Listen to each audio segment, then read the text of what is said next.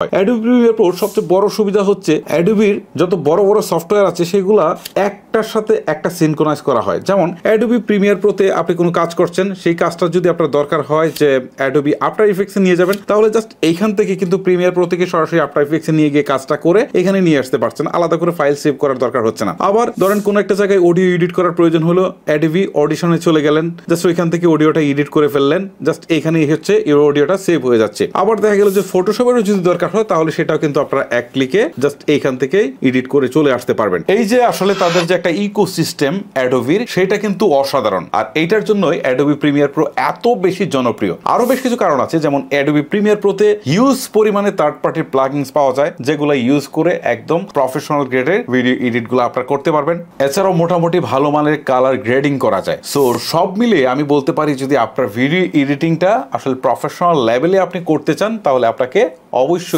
Adobe Premiere প্রোটাকে আপনার choose করতে হবে। যদিও প্রিমিয়ার প্রো চালাতে গেলে আপনার হাই কনফিগারেশনের পিসির দরকার হয়, কারণ নর্মাল পিসি দিয়ে এটাকে কিন্তু খুব বেশি এডিট করা যায় না। আপনি যত ভালো পরিমাণে এডিট করতে যাবেন, আপনার পিসির কনফিগারেশন তত বেশি হতে হবে।